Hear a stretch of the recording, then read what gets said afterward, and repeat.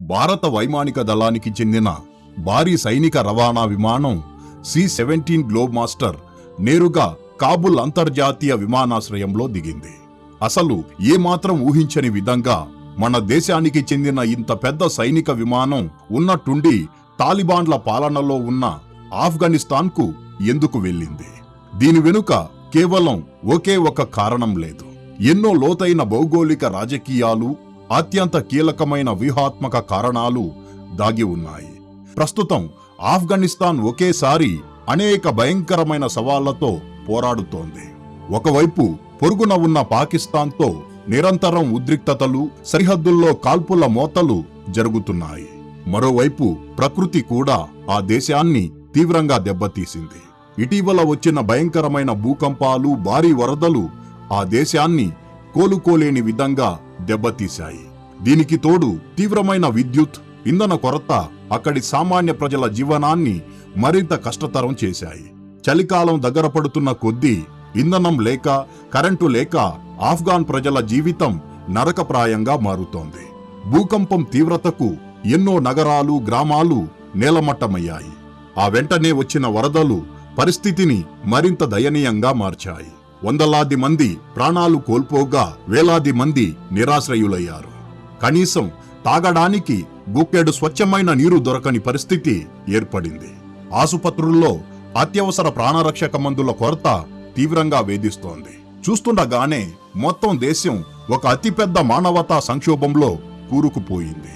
సరిగ్గా ఇలాంటి క్లిష్ట సమయంలోనే ప్రపంచ దేశాలు ప్రేక్షక పాత్ర వహించిన ఆపదలో ఉన్న వారిని ఆదుకోవడంలో ఎప్పుడూ ముందుండే మన భారతదేశం రంగంలోకి దిగింది. భారత ప్రభుత్వం ఏమాత్రం ఆలస్యం చేయకుండా మొదటి విడత అత్యవసర వైద్య, ఆహార సహాయక సామాగ్రిని కాబుల్ విమానాశ్రయానికి పంపింది. ఈ సహాయం కేవలం ప్రపంచానికి గొప్పలు చెప్పుకోవడానికి చేసినది కాదు. నేరుగా గ్రౌండ్ లెవెల్లో ప్రాణాలను కాపాడటం కోసం తీసుకున్న తక్షణ చర్య. ఆ విమానంలో అత్యవసర ప్రాణరక్షక మందులు, తీవ్రమైన గాయాలను నయం చేసే యాంటీబయాటిక్స్, నొప్పి నివారణ మందులు, ముఖ్యంగా చిన్నపిల్లల కోసం ప్రత్యేకమైన మందులను భారతదేశం పంపించింది. గడ్డకట్టే చలి నుంచి రక్షించడానికి వేలాది టెంట్లు, దుప్పట్లు, స్లీపింగ్ బ్యాగులు పంపబడ్డాయి. అంతేకాదు, వ్యాధులు ప్రబలకుండా నీటిని శుద్ధి చేసే యంత్రాలు, లక్షలాది క్లోరిన్ బిళ్ళలు, ఆకలితో అలమటిస్తున్న వారి కోసం తక్షణమే తినగలిగే ఆహారం, రేషన్ కూడా మన దేశం ఉదారంగా అందించింది. అయితే ఇక్కడ అసలు ప్రశ్న, తాలిబాన్ల పాలనలో ఉన్న ఆఫ్ఘనిస్తాన్కు భారతదేశం ఎందుకు ఇంతలా సహాయం చేస్తోంది? ఇక్కడ కేవలం మానవత్వం మాత్రమే లేదు. దశాబ్దాల నాటి చారిత్రక సంబంధాలు, ఒక పటిష్టమైన భౌగోళిక రాజకీయ వ్యూహం కూడా ముడిపడి ఉన్నాయి. భారత్ మరియు ఆఫ్ఘనిస్తాన్ మధ్య దౌత్య సంబంధాలు ఈనాటివి కావు. ఎన్నో దశాబ్దాలుగా మన దేశం ఆఫ్ఘనిస్తాన్ అభివృద్ధి కోసం దాదాపు $3 బిలియన్ పైగా ఎలాంటి లాభాపేక్ష లేకుండా ఖర్చు చేసింది. మారుమూల గ్రామాలకు రోడ్లు, ఆసుపత్రులు, పాఠశాలలు నిర్మించింది. విద్యుత్ ఉత్పత్తి కోసం సల్మా డ్యాం నిర్మించింది. చివరికి వారి ప్రజాస్వామ్యానికి ప్రతీక అయిన పార్లమెంటు భవనాన్ని కూడా మనమే స్వయంగా నిర్మించి ఇచ్చాము. వ్యూహాత్మకంగా అత్యంత కీలకమైన జరంజ్, డెలారాం హైవే కూడా మన దేశం చేసిన అభివృద్ధి పనుల్లో ఒక భాగమే. అందుకే సామాన్య ఆఫ్ఘాన్ పౌరులు ఇప్పటికీ భారతదేశాన్ని తమ నిజమైన మిత్రుడిగా భావిస్తారు. మౌలిక సదుపాయాలే కాకుండా వాణిజ్యపరంగా కూడా రెండు దేశాల మధ్య చాలా బలమైన బంధం ఉంది. ఒకప్పుడు ఇరు దేశాల మధ్య ఏటా దాదాపు $1.5 బిలియన్ వాణిజ్యం జరిగేది. ఆఫ్ఘనిస్తాన్ నుండి నాణ్యమైన డ్రై ఫ్రూట్స్, యాపిల్స్, దానిమ్మ, కుంకుమ పువ్వు మన దేశానికి వస్తే మన దేశం నుండి మందులు, బియ్యం, టీ పొడి, బట్టలు లాంటి నిత్యావసరాలు అక్కడికి భారీగా ఎగుమతి అవుతాయి. దీని ద్వారా అక్కడి ఆర్థిక వ్యవస్థకు ఒక పెద్ద అండ దొరుకుతోంది. 2021వ సంవత్సరంలో ఆఫ్ఘనిస్తాన్లో ప్రజాప్రభుత్వం కూలిపోయి తాలిబాన్లు అధికారంలోకి వచ్చినప్పుడు కూడా భారతదేశం తన తలుపులను పూర్తిగా మూసివేయలేదు. అప్పట్లో మన పౌరులను సురక్షితంగా వెనక్కి తీసుకురావడానికి భారీ ఆపరేషన్ నిర్వహించిన తరువాత కూడా అధికారికంగా వారి ప్రభుత్వాన్ని గుర్తించకపోయినా మానవతా దృక్పథంతో సహాయాన్ని కొనసాగించింది. ఆకలితో ఉన్న ఆఫ్ఘాన్ ప్రజల కోసం వేలాది టన్నుల గోధుమలు, కోవిడ్ వ్యాక్సిన్లు, మందులు పంపించింది. ప్రభుత్వాలు మారుతూ ఉంటాయి కానీ సామాన్య ప్రజలు ఎప్పుడూ అక్కడే ఉంటారని భారత్ బలంగా నమ్ముతుంది. దీని వెనుక ఉన్న మరో అతిపెద్ద వ్యూహాత్మక కోణాన్ని మనం నిశితంగా పరిశీలించాలి.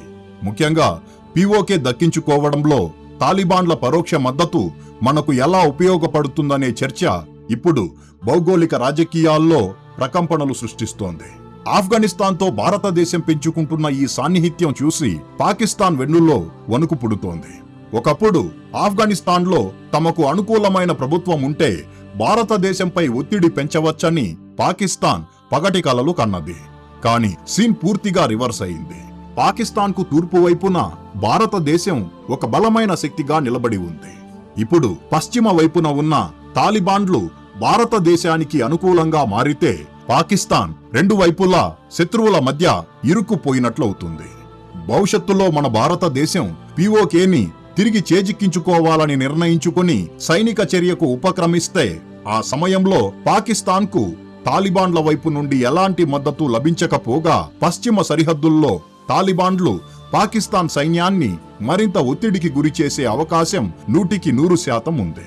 అంటే పీఓకేని తిరిగి సాధించే మన వ్యూహంలో ఆఫ్ఘనిస్తాన్ నేరుగా మనతో కలిసి యుద్ధంలో పాల్గొనకపోయినా పాకిస్తాన్పై వారు చూపే సైనిక మరియు మానసిక ఒత్తిడి మనకు అత్యంత కీలకమైన అడ్వాంటేజ్గా మారుతుంది. ఇప్పుడు వచ్చిన ఈ ప్రకృతి విపత్తు సమయంలో కూడా అంతర్జాతీయ ఆంక్షల కారణంగా నేరుగా సహాయం పంపడం సులభం కాకపోయినా మన దౌత్యపరమైన నైపుణ్యంతో మార్గాన్ని వెతుక్కుని మరీ ఈ సహాయాన్ని విజయవంతంగా చేరవేసింది. దీని వెనుక ఉన్న మరో వ్యూహాత్మక కోణాన్ని కూడా మనం నిశితంగా పరిశీలించాలి.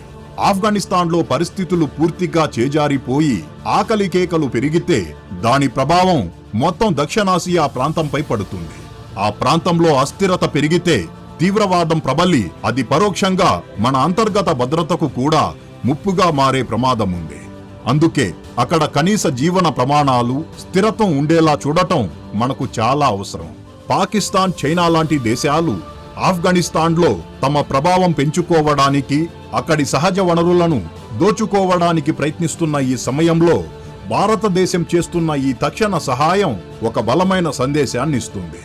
భవిష్యత్తులో ఆ ప్రాంతంలో ఏదైనా ఉద్రిక్తత తలెత్తితే కష్టకాలంలో అండగా నిలిచిన మిత్రులే గుర్తుంటారు. దానికి తోడు మన దేశం ఇరాన్లోని చాబహార్ పోర్టు ద్వారా ఆఫ్ఘనిస్తాన్కు సముద్ర మార్గాన్ని ఏర్పాటు చేసి ఆ దేశం పాకిస్తాన్పై ఆధారపడకుండా ఒక అద్భుతమైన ప్రత్యామ్నాయాన్ని చూపించింది.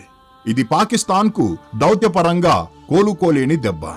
ఇప్పుడు ఆపదలో ఉన్న ఆఫ్ఘాన్ ప్రజలకు మన దేశం పంపుతున్న సహాయం కేవలం ఒక తాత్కాలిక ఉపశమనం మాత్రమే కాదు, భవిష్యత్తు కోసం వేస్తున్న ఒక బలమైన వ్యూహాత్మక పునాది. అంతర్జాతీయ వేదికపై భారతదేశం కేవలం మాటలు చెప్పే దేశం కాదని, అవసరమైనప్పుడు ఆచరణలో చూపే బాధ్యతాయుతమైన శక్తి అని ఇది నిరూపిస్తోంది. ముఖ్యంగా పాకిస్తాన్ మరియు చైనా తమ ఆధిపత్యాన్ని చలాయించాలని చూస్తున్న తరుణంలో భారతదేశం తీసుకున్న ఈ నిర్ణయం మన దేశాన్ని వారికి ఒక పటిష్టమైన, నమ్మదగిన ప్రత్యామ్నాయంగా నిలబెట్టింది. నిస్వార్థమైన మానవత్వం, పదునైన దౌత్యం మరియు సుదూర వ్యూహం, ఈ మూడింటిని కలిపి మన దేశం తీసుకుంటున్న నిర్ణయాలు రాబోయే రోజుల్లో ఆ ప్రాంతంలో చైనా, పాకిస్తాన్ ఆటలు ఏమాత్రం సాగకుండా చేస్తాయి. అయితే ఈ మొత్తం వ్యవహారాన్ని మీరెలా చూస్తున్నారు?